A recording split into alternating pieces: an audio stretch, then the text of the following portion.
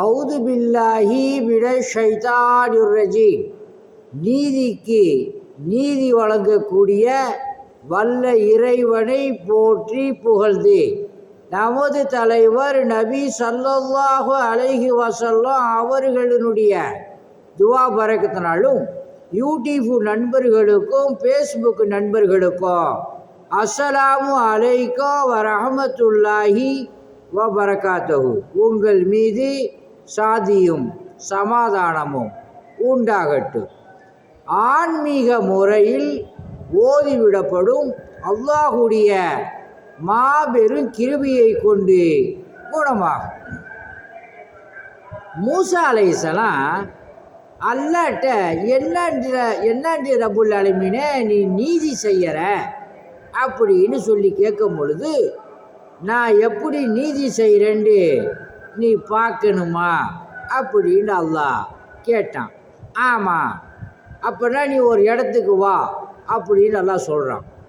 ஒரு இடத்துக்கு போகும் பொழுது ஒரு கண்ணு தெரியாதவனை ஒரு மனித குத்தி கொலை பண்ணி அந்த காசியை எடுத்துகிட்டு போகிறான்.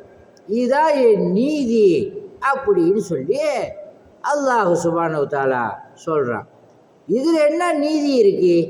கண்ணு தெரியாதவனை ஒருத்தவன் குத்தி காசு எடுத்துகிட்டு போகிறான், இதில் நீதியே இல்லையே அப்படின்னு சொல்லும் பொழுது அல்லாஹ் சொல்கிறான், இந்த கண்ணு தெரியாதவன் இருக்கிறானே இவன் இந்த குத்துனானே இவனுடைய அப்பனை கொலை பண்ணி காசு எடுத்துகிட்டு போனான், அதனால தான் அவனுடைய மகனை விட்டு அவனை குத்த வச்சேன் அப்படின்னு சொன்னானான். சிறிதோ பெரிதோ எதுவாக இருந்தாலும் கணக்கு தீர்க்கிறதுல அல்லாஹ் ரொம்ப நுட்பமானவன், இறக்க முடியும் அல்லாஹ். அதே நேரத்தில் கடுமையாக வேதனையும் செய்வான்.